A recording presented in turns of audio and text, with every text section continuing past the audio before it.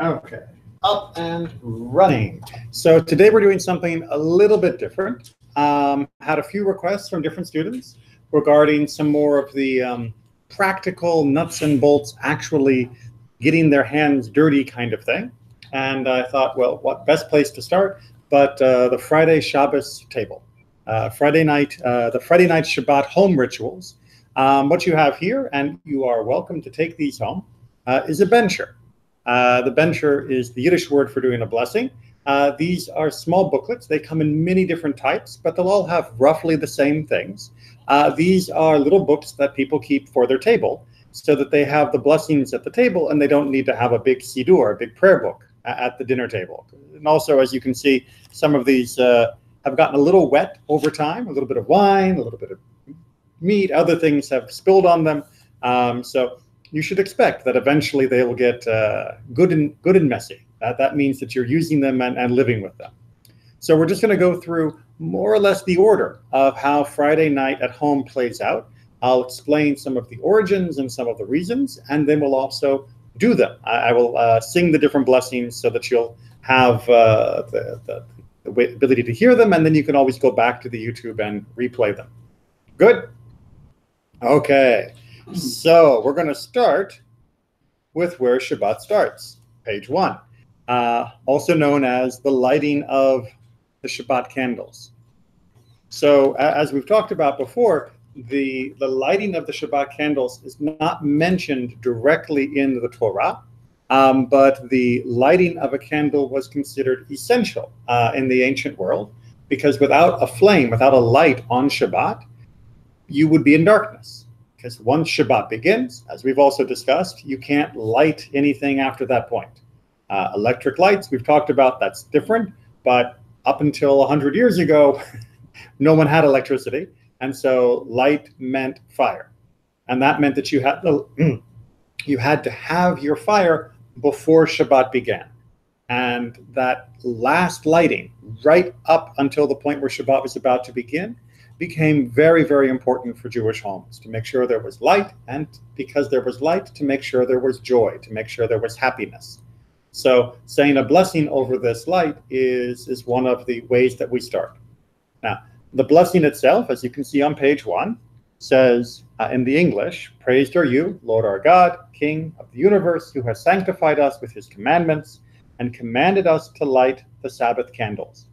Sabbath, Shabbat, English, Hebrew. I prefer Shabbat personally, but we'll use both translations. The actions for this, you'll often see, there is an additional custom that once the candles have been lit, which is done, we try to make sure we've done that by 18 minutes before sundown. So the sun is just over the horizon in the west. About 18 minutes before sundown, we light the candles. And then you'll see people sort of wave their hands and cover their eyes. Now, the waving of the hands is generally thought to be sort of a meditation of preparing our spirit for receiving Shabbat. The covering our eyes is an Ashkenazic, a European custom, because we like to always do the blessing first and then the action. But if I do the blessing first, then I've said it's Shabbat. And if it's Shabbat, I can't light. So instead, we light, cover our eyes, and then when we say the blessing and we open them, it's a surprise. Look, there's light. That way we can do the blessing before enjoying the light of Shabbat. And it's that moment that turns a regular candle into a Shabbat candle, is that blessing that happens in between the lighting and the enjoying of their light. Because a Shabbat candle gives a special kind of light. You can't notice it with the camera, but you'll feel it when you're sitting by a Shabbat candle. It feels very different than any other candle. Good? All right, so let's go through the blessing. This is often said just as said, without a melody. And it's in Hebrew we say, Baruch atah Adonai Eloheinu melech haolam, asher kidishanu b'mitzvotav v'tzivanu lahadlik ner shel Shabbat. And you'll notice at the bottom is if it happens to also be a festival, then we would say the same, but we would finish lahadlik ner shel Shabbat v'yom tov, for Shabbat and the festival. And of course, if it's only a festival, like for example, actually this last year Pesach was also on a Friday, so just sometimes holidays will fall in the middle of a week, then you would simply say Lahadlik Ner Shel Yom Tov. So there's 3 varieties. One is for Shabbat alone, one is for Shabbat and a festival, and one is for only the festival. And you'll see here a general pattern, which is Shabbat is mentioned first because Shabbat is the more common holiday. And the more common action, the more common mitzvah always has a precedence. It always comes first. Make sense? Okay. Now, like I said, that we need to do 18 minutes before sundown. The other parts of Friday night can be done later. Sometimes sundown is at 4 o'clock, 4:30, depends on where you live. That's sometimes a little early for dinner for some families, and a little early for everybody to sit down and enjoy the meal nicely. The candles can be lit, and then you can wait for the rest of Shabbat at home, depending upon your family's needs and services and all those other things. But if you turn to page 2, you'll see a song called Shalom Aleichem. Shalom Aleichem used to be traditionally sung when people would come home from services and begin to have their dinner. Because remember, back in the day, people always went to services based on the sun, not based on the clock. And so they didn't go to services at Friday night at the same time every year or every day. They went to Friday night services by the same sun position every week. And that meant whenever they got home, it was just getting dark and really dark. And it was just a beautiful time to walk back into their home and feel Shabbat just beginning. And then they would usually have dinner at that point. Nowadays, sometimes we mix things around because of the way our schedules are, but that's where Shalom Aleichem first came in. There are a couple different melodies for it. One melody, which is probably the most traditional melody, goes like this.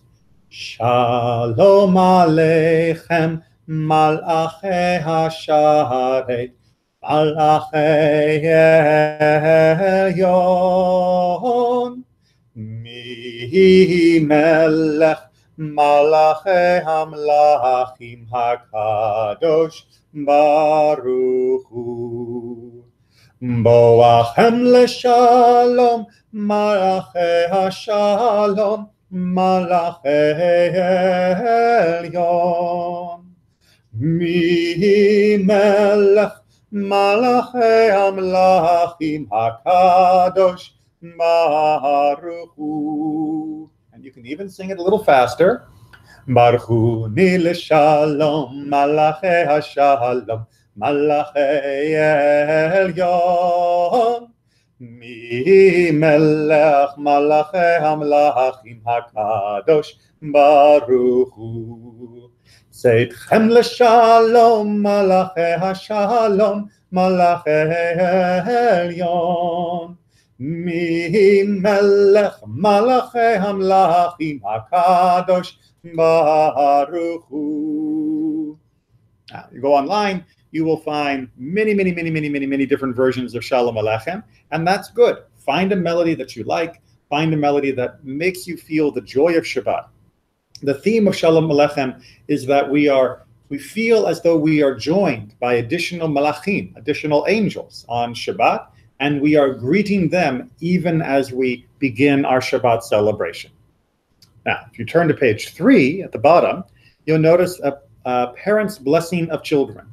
It has been customary in Jewish homes for the parents to make a special blessing for their children on Friday night. And the blessing takes place with the child standing before the parent, and the parent puts their hands on their child's head. And there is a blessing for boys and a blessing for girls, and then a shared blessing that we would say for each of our children. And that shared blessing, as you'll see, is the priestly blessing, the Birkat HaKohanim. It's the blessing of the Kohanim. For the boys, when we put our hands on their head, we say, Yasimcha Elohim ke'Ephraim v'chemenashe. May God make you, may He bless you, like Ephraim and Menashe. We are asking that God give our sons the same patience and the same strength as Ephraim and Menashe, who are the first two siblings that are characters in the book of Genesis that don't have a rivalry, that don't fight. And they are the best brothers we see in the entire book. The boys? So whether we do the boys first or the girls first is up to family custom. Many families have the custom of doing the blessing in the order of the children. So the oldest first, whether it's a boy or a girl. Some do have the custom of going boys first and then girls first. My own family's custom is we go in the order that they were born. So since my daughter is older, we give her her blessing first, and then we go for my son's blessing. And then for page 4, for all of our children, top of page 4 for daughters, I got off track, we say for them, Yisimech Elohim Kisara Rivka Rachel Veleah, which means, may God make you, may God bless you, as He blessed Sarah, Rebecca, Rachel, and Leah. The 4 imahot, the 4 matriarchs, the 4 mothers of Israel, are used as the example of the qualities that we hope our daughters will also have. The same strength, the same kindness, the same intelligence, since all 4 of those ladies were very sharp. And then for all of our children, again, some people will say this for all of them at once. I personally like to do the blessing for each one of them separately. We do the blessing of the Kohanim. Yevarechecha Adonai v'yishmerecha. May Adonai bless you and keep you, or protect you. Ya'er Adonai panav elecha v'chuneka. May Adonai shine His face upon you and be gracious to you. Yisa Adonai panav elecha v'yasem lecha shalom. May Adonai lift His face towards you and grant you peace, and give you peace. So those are the things that we see as being the most critical blessings that we would hope for our children. How are we doing? Good so far? Any questions on that? Good. Okay. Page 5 and 6, actually. Eshet Chayil. So it is also standard in Jewish homes to say a special song or poem of praise. This is taken from the very end of the book of Proverbs, the book of Mishle. And the book of Proverbs is chapter 31. It ends with a description of the ideal woman. And this is said by the husband for his wife every Friday night. And I'll tell you, it is a great reminder. Right? A husband should be thankful for his wife every day. But when Shabbat comes around, it is even better because he has more time and he should be able to appreciate all the different things that she does. And Eshet Chayil is a good way to remind ourselves of all the amazing things that our wives do. So it is customary to say that. Now, question you're probably having is, what if I'm not married, right? Or what if I'm a woman living alone? And the answer is yes, we still say Eshet Chayil, because Eshet Chayil is also seen as a metaphor for the wisdom of Torah. And so in addition for saying it for our wives, we also say it for Torah. And no matter what, everyone gets to say it. Good? Okay, now, I'm not going to read through all of it because Eshet Chayil in particular, I believe is very important that the person reading it know what they are saying. Right? This is not something that should just be blah, blah, blah, blah, blah, blah, blah. And since it is much longer than a short blessing, where you can memorize the meaning, right? When you've learned the message, the blessing for lighting candles, you can do that in Hebrew, even if you don't speak Hebrew fluently, and you can remember what lahadlik ner means. But all of Eshet Chayil, if you don't know Hebrew, it's hard to memorize all of that. So definitely say it in the language that is most comfortable, whether that is English, Spanish, French, Hebrew, whatever. You can sing it. For example, when I do Eshet Chayil, I use the Friday night Kabbalat Shabbat melody. So just to give you a sample, at my house, it sounds a little like this, just to start. Eshet chayil mihimsa, v'rachok michra, batach balev bala, v'shala lo yachzar. And then that melody pair repeats for all of the other verses until we get through the end on page 6. Any questions on Eshet Chayil? Okay, and as you can see, it's from Proverbs 31. So if there's a copy of the Bible with a translation that you like, that's better than this translation, just go look in Proverbs 31 and you'll find the same text. Yeah, the wisdom of Solomon? Yes, exactly. All right, bringing us to page 8. So page 8 is the formal beginning, the actual mitzvah. The other things we've done so far are more custom and common practice. This is something that is absolutely required, and this is called Kiddush. And the Kiddush is when we declare, when we say, this day is holy. And we do that with a cup of wine, right? So we first will say a blessing over the wine, and then we will say a blessing over the day. But before all of that, we say Vayachulu. Vayachulu is taken from the beginning of chapter 2 in the book of Genesis, where we are saying that the world is finished and everything is complete. And God blessed that seventh day when everything was complete. And this way we remind ourselves about the spirit of Shabbat. So that first paragraph begins, as you can see, with the words Yom HaShishi, although most people will also add Vayihi Yom HaShishi, right? That it was the 6th day. That way it fills out the rest of that verse. And then Vayachulu itself is usually sung like this. Vayachulu hashamayim v'haaretz v'chosevam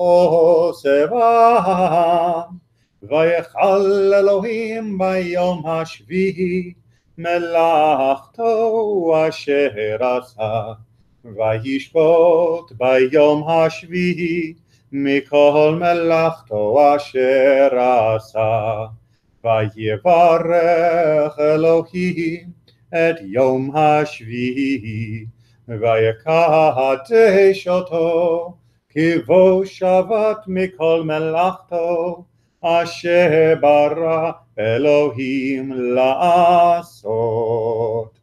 And then we go straight into the Kiddush, but I need to explain a bit more first. For the Kiddush, the custom in the Ashkenazic world is to stand during the Kiddush, and we hold the cup. Now, the cup already has wine in it at this point, and the custom is usually to have it be a full-ish cup of wine. Now, there are some communities that, let me back up. There's a debate in the Talmud.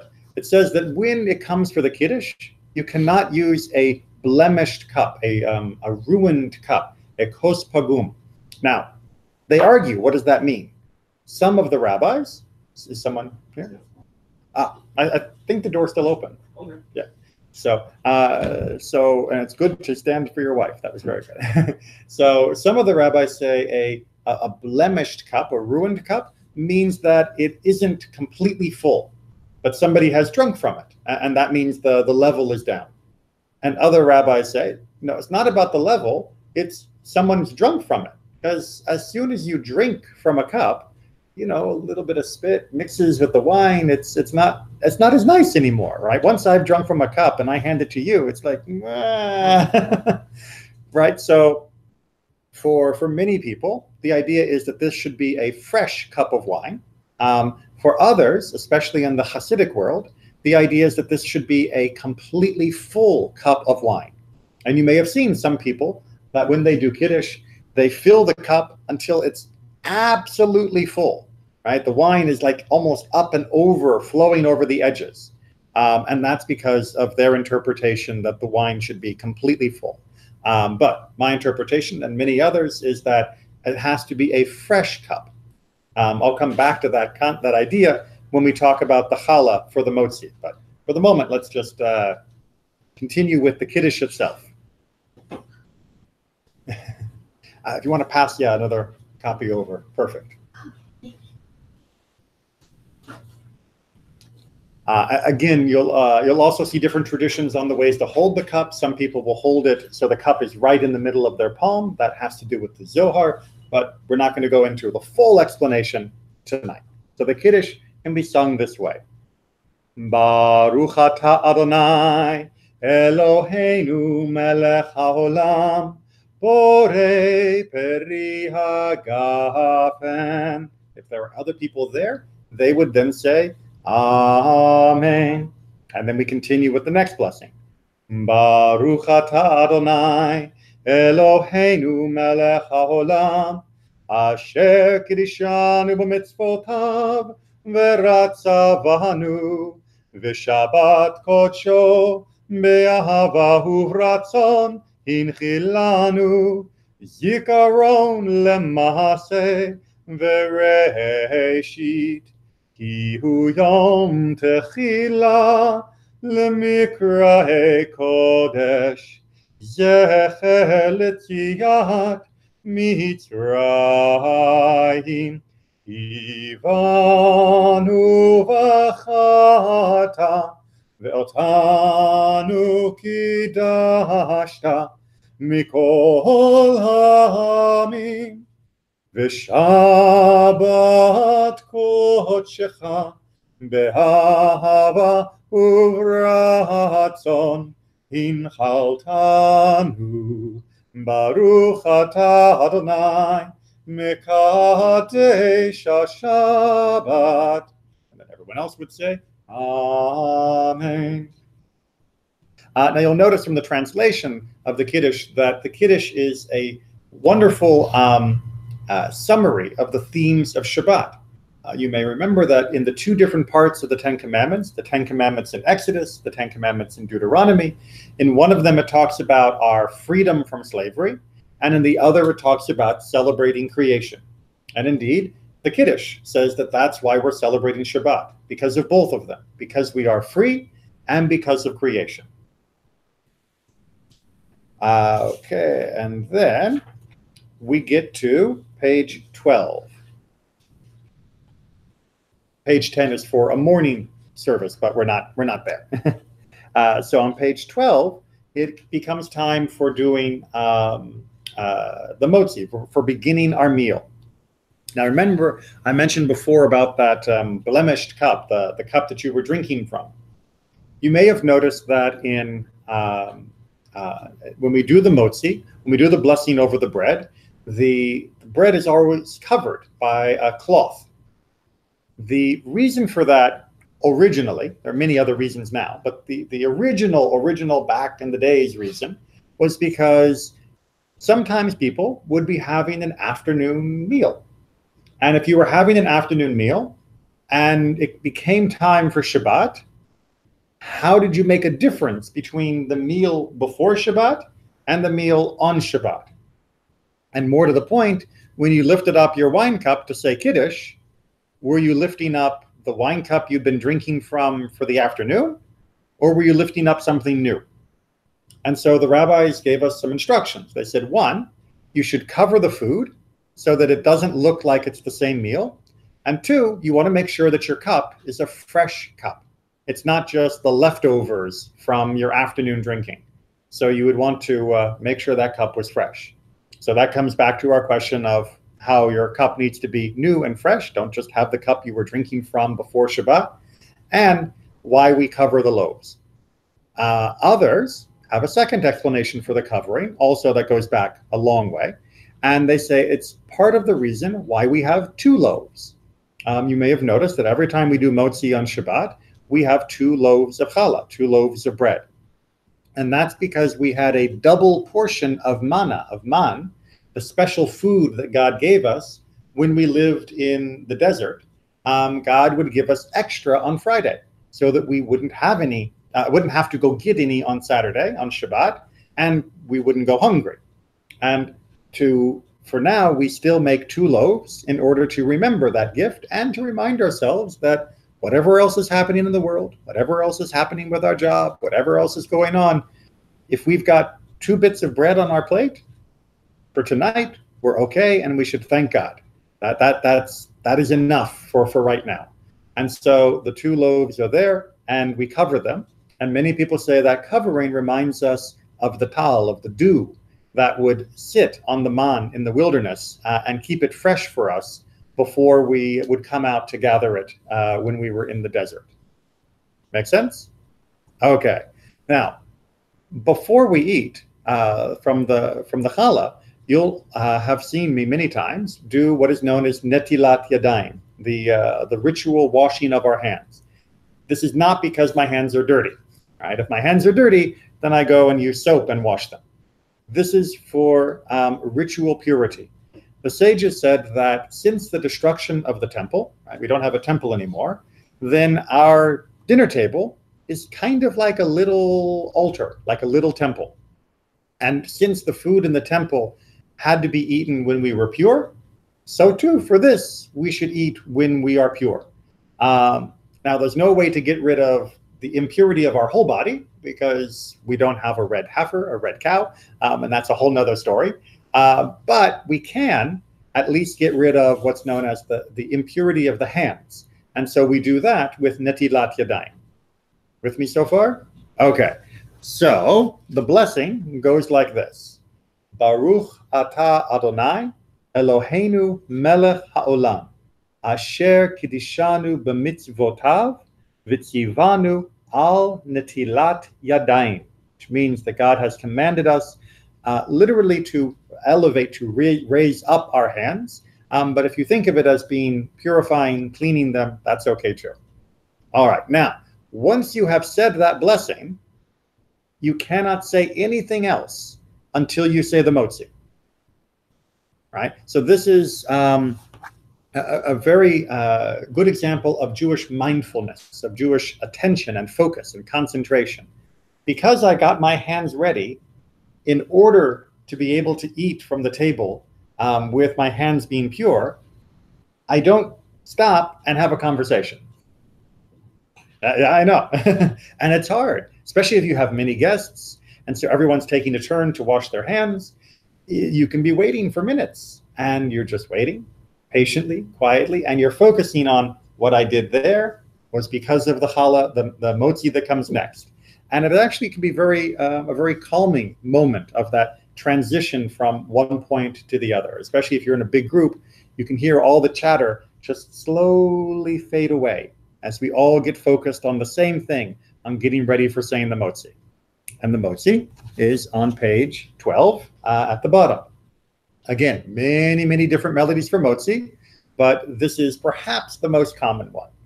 Baruch atah Adonai Eloheinu melech haolam hamotzi lechem min haaretz. And then everyone else says, Amen. You've all been very well trained. Okay. So any questions on that? And then again, we eat from the challah, and then we can start talking again. You'll also find that people come in 2 varieties. There are cutters and there are tearers for the challah. Some people will take the challah and they'll cut the pieces to share with everyone. Some people prefer not to cut. They instead tear pieces of challah off and share it with everyone. Now, the cutting is certainly easier. It's cleaner. It's probably a better idea if you are not sure how much challah you have and you want to make sure you can share it with everyone. The tearing, on the other hand, has a feel to it where it says, look, if you're telling me that this is like my little altar, then the stones of the altar, we didn't carve them with metal. We didn't carve them with knives. And so too, the challah, we should keep our knife off of it and keep that knife away. Both traditions are fine. Both are equally good. I happen to like pulling because I think it makes people closer to each other, and it's a nice experience, and it's something special for Shabbat, but both are perfectly fine. One other thing that you'll see when we eat the challah is we will have salt. Now, some people will put salt over the challah itself. Some people will put the salt next to the challah so that people can sort of dip it into the salt. Goes back again to the days of the temple. All the sacrifices that were brought to the altar, they all had salt. And so too, we will put salt on our challah, on our little altar. We will have that salt as well.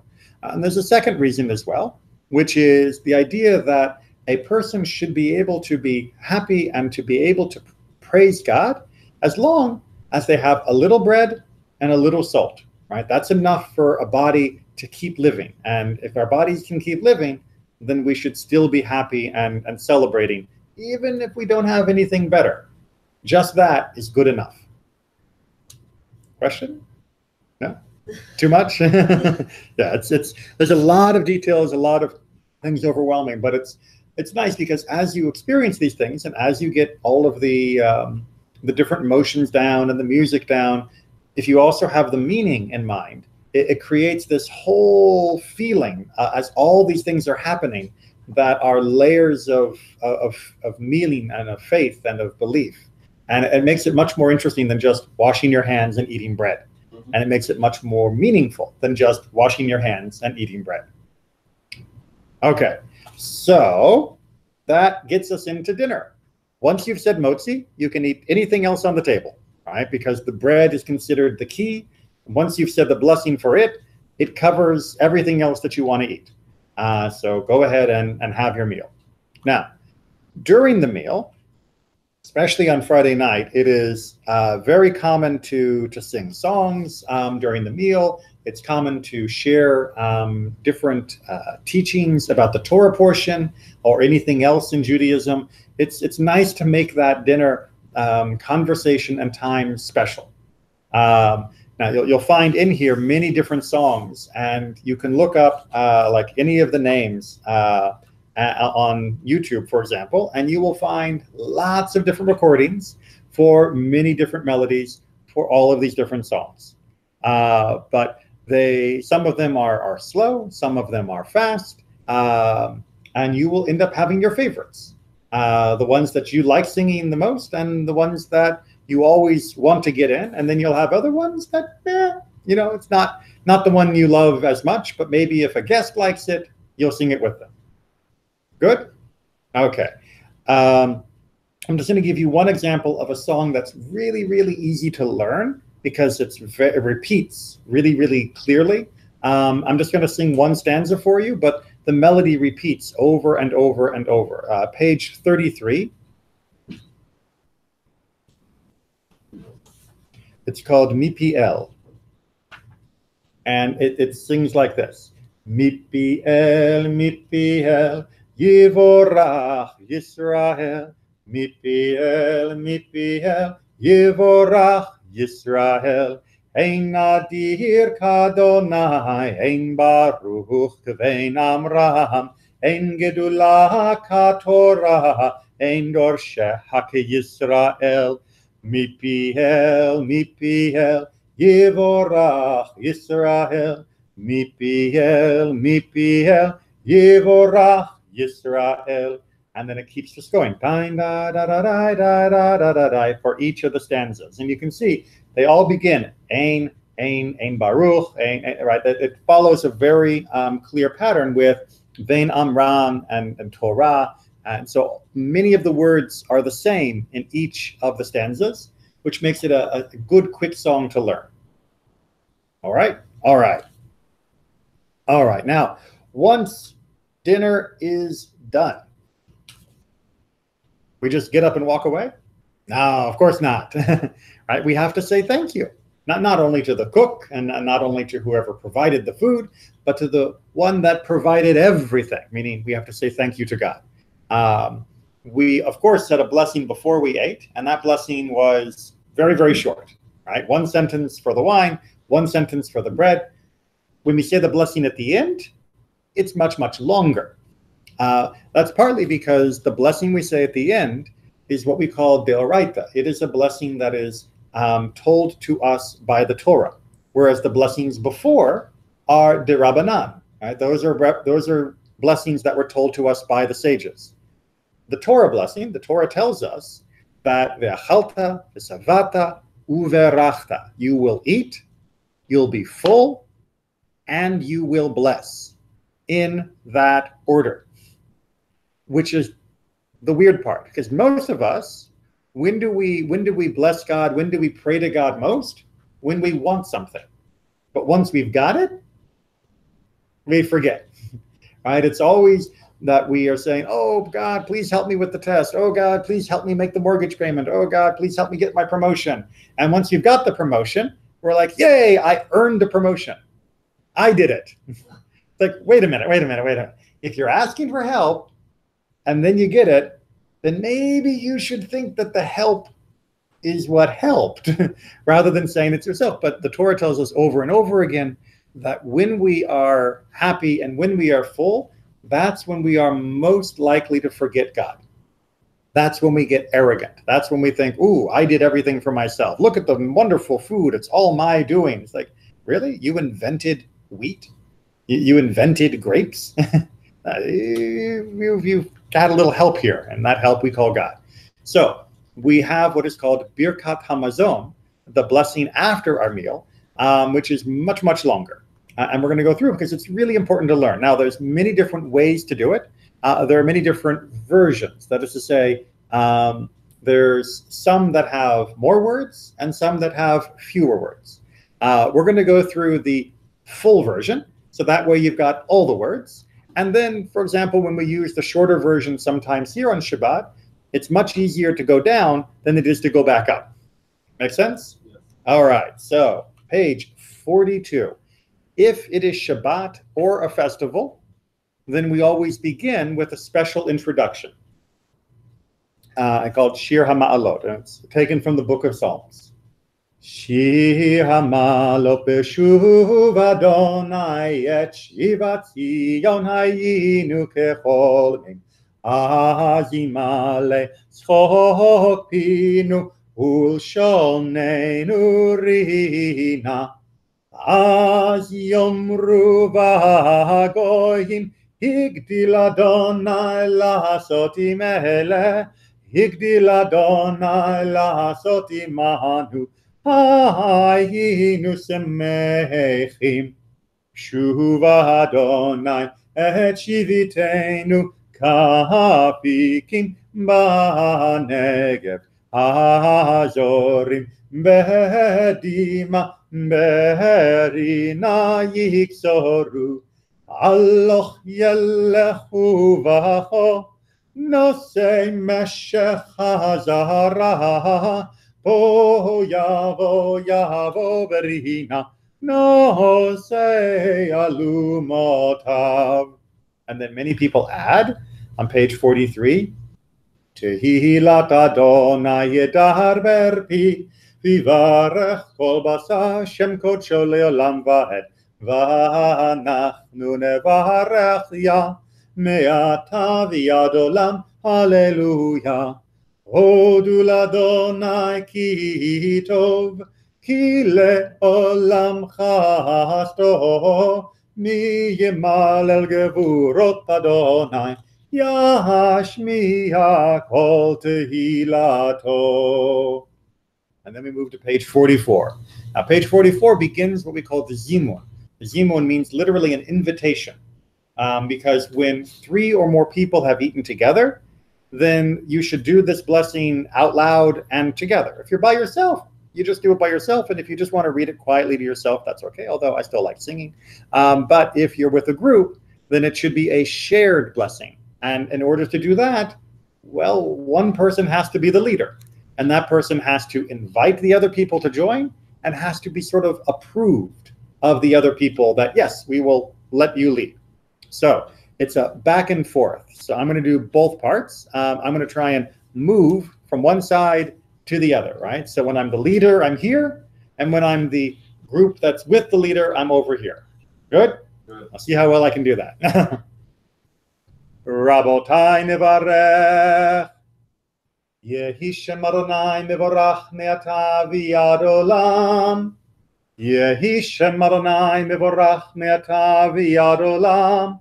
B'yeshut Maran v'Rabotai nevarech she'achanu mishelo. Baruch she'achanu mishelo uvtuvo chayinu. Baruch shechanu mishelo uvtuvo chayinu. Baruch u'baruch shemo. We're going to pause right there because I just want to explain a couple bits. Right. So one, you'll notice that the leader will say something, and then the group will answer, and then the leader will repeat the answer. That's because what the leader is doing is saying, we need to bless, and the people do a blessing, and then the leader has to also do the blessing, because you can't just tell other people to do blessings. If you tell them to do something, you have to be ready to do it yourself too, right? That's what a real leader is. You'll also notice in the parentheses, the word Eloheinu added to two of the phrases. That is when we have 10 or more people together. We add the word Eloheinu into those phrases. So it would be Birshut Marabotai, Nivarech Eloheinu She'achanu Mishelo. And then the response would be Baruch Eloheinu She'achanu Mishelo Uvtuvo Chayinu. So the leader has to, know how many people are in the room and are going to be saying the blessing. And whatever the leader says, then the people follow with that. Make sense? All right. The first blessing is the blessing that is over the food itself. This is the literal mazon blessing, just for the food that we are eating. And it goes like this.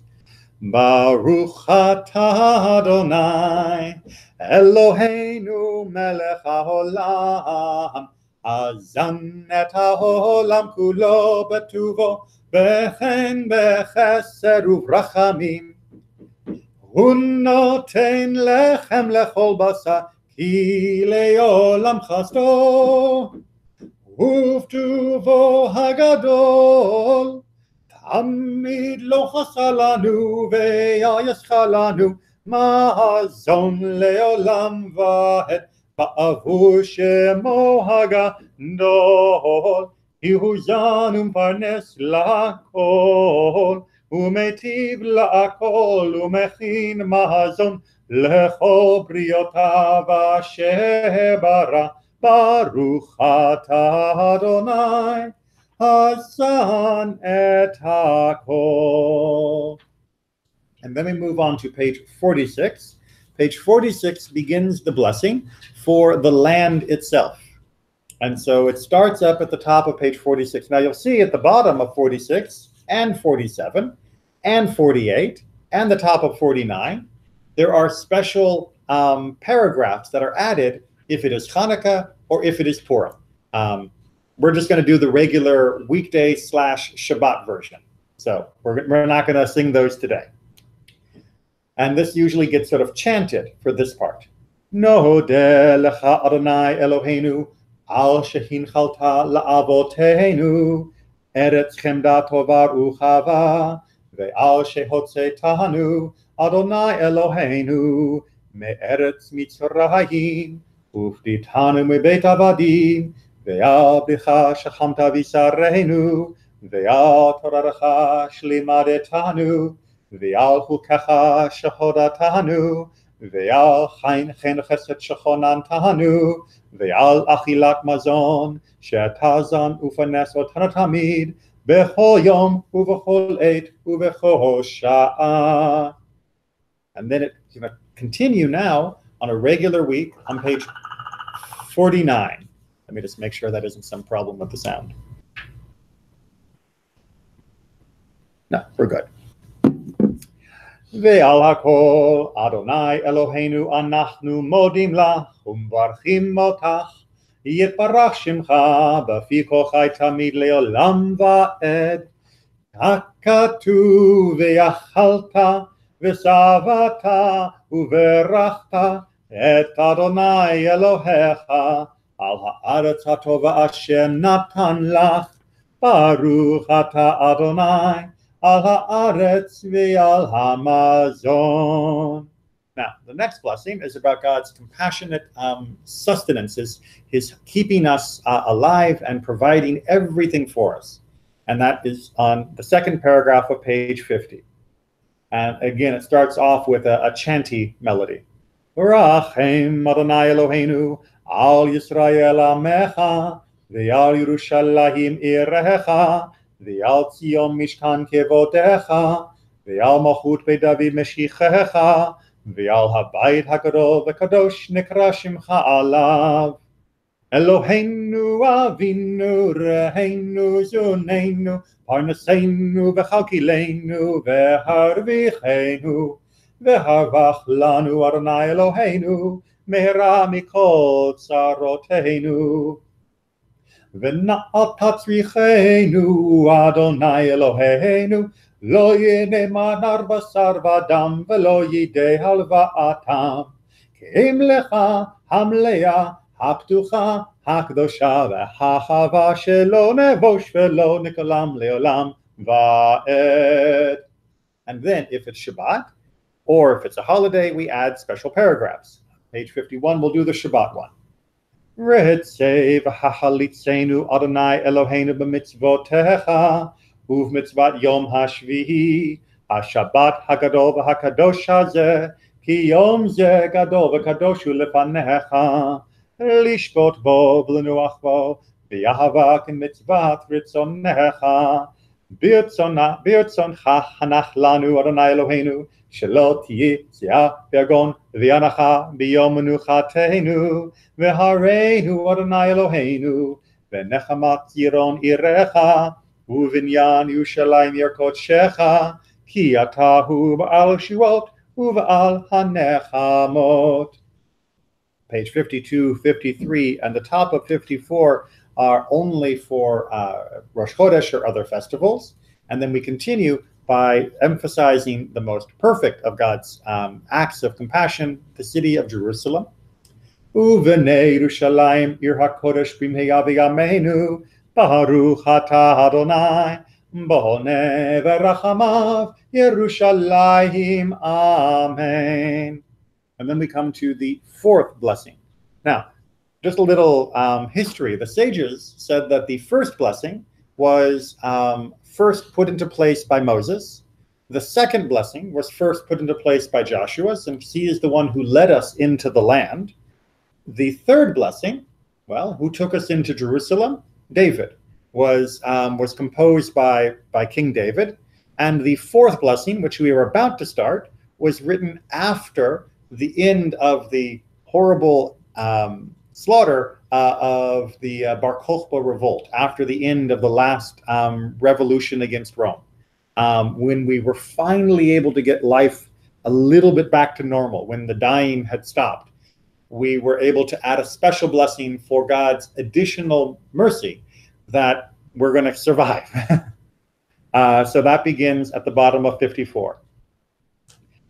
Baruch I lost my melody because I had started saying Baruch atah Adonai Eloheinu melech haolam ha'el avinu malkeinu hadireinu boheinu goaleinu yotzreinu kedoshenu kedosh Yaakov ro'einu re'ei Yisrael hamelech hatov ha'metiv lakol שבכל יום ויום הוא היטיב הוא מיטיב הוא ייטיב לנו הוא גמלנו הוא גומלנו הוא יגמלנו לעד לחן ולחסד רחמים ורווח הצלה והצלחה ברכה וישועה נחמה פרנסה וכלכלה ורחמים וחיים ושלום וכל טוב ומכל טוב לעולם אל יחסרנו. And then we begin what are called the Harachamans. Harachaman literally means the merciful one, the compassionate one, the kind one. And for each one of them, we are appealing to a special need, a special blessing that we hope for ourselves, for the community, for the world. Traditionally, when somebody is leading, they'll do the Harachamans, and then the community will answer Amen. In some other communities, the leader will begin the Harachaman, and then the community will join for the ending. Both are perfectly fine customs. So I'm just going to run through these. These are the most common harachamans, but you'll sometimes see special ones for either special occasions or that are unique to different communities. Ha-ha-rachaman hu yimloch aleinu le'olam va'ed. Ha-ha-rachaman hu yiparach b'shamayim u'va'aretz. And then 56. This one I'll do, there's a melody that's common. I'll sing the melody for you. הרחמן הוא ישתבח לדורים, ויתפאר בנו לנצח נצחים, ויתהדר בנו לעד עולמי עולמים. הרחמן הוא יפרנסנו בכבוד, הרחמן הוא ישפוט עלינו מעל צווארנו וכל הולכנו כמיעוט לארצנו. הרחמן הוא ישלח ברכה בבית הזה ועל שולחן זה שאכלנו עליו. There you'll see many people will tap the table when they say shulchan zeh, because it literally means this table. It's just a little way of keeping focused in the prayer. The last one on page 56 also has a bit of a melody to it. Let's see if I can get back into the groove now that I keep talking. It interrupts my flow. הרחמן הוא ישלח לנו את אליהו הנביא, הרחמן הוא ישלח לנו את אליהו הנביא זכולתו, ויבשר לנו בשורות טובות, ויבשר לנו בשורות טובות, ויבשר לנו בשורות טובות, ישועות ונחמות. Page 57 is if you're at your own home table, you would say Rachaman hu yivrech oti, and then also, if you are the man speaking, you would say ve'et ishti, meaning and my wife. If you were the wife, you would say ve'et ba'ali, and then you would also add ve'et zar'i, and my children, and then you would get for everybody else otanu ve'kol asher lanu, and then you would move on. Now, if you are leading this at someone else's table, or if you're leading this at your parents' table, then there are also other special things to say, but those are less common, so we're going to go ahead and move on, because otherwise we'll run out of time. Page 58. We pick up, no matter which one you did, with the middle paragraph, beginning with the word kemo. Kemo shani parchu avotenu, Avraham, Yitzhak, v'Yakov, bako mikol kol, כן יברך אותנו כולנו יחד בברכה שלמה ונאמר אמן. במרום למדו עליהם ועלינו זכות, שתהיה משרת שלום ונישא ברכה מאת אדוני וצדקה מאלוהי אישנו ונמצא חן ושכל טוב בעיני אלוהים ואדם. Page 59, we'll do the Shabbat one. Rachaman hu yanchilenu yom shekulo Shabbat u'menucha lechaye ha'olamim.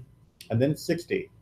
Rachaman hu yivrechet medinat Yisrael reshit tzmichat geulatenu. Rachaman hu yivrechet chayalei tzeva hagana leYisrael ve'yagen aleihem. Rachaman hu yivarech et achenu b'nei Yisrael halanim b'tzara v'yotzihem me'afela le'ora. Rachaman hu yizaken lamot hamashiach u'lchayei ha'olam haba. Now at the bottom we get the ending, which has a couple varieties. There's one where if it's a regular weekday, and we would begin with the word magdil, and if it was not a regular weekday but Shabbat or a festival, we would begin with the word migdol. This has to do with the text having two different versions of how we say it or read it, and we pick one for each weekday or Shabbat in order to make that distinction. Mikdol Yeshuot Malko v'yosech chesed limshicho ledaviru lizaro ad olam oseh shalom b'mromav hu ya'aseh shalom aleinu ve'al kol Yisrael ve'imeru amen. And then 61, we can continue with a selection of different psalms that also emphasize the same theme of God providing for us.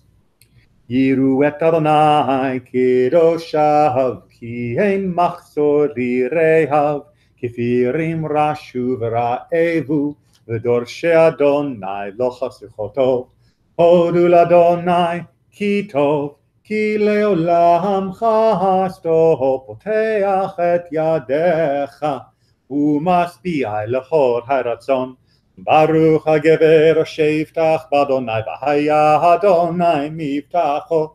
Na'ar hayiti gam zakanti v'lo rahiti tzadek ne'ezav v'zar u'mevakesh lachem.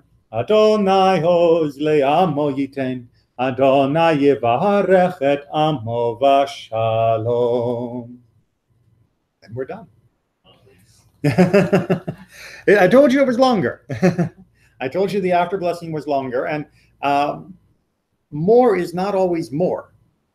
Sometimes if it's very, very long and you're still learning, it can make you reluctant to do it. It's like, well, it's going to take me 20 minutes to do this, and then maybe you won't want to do it.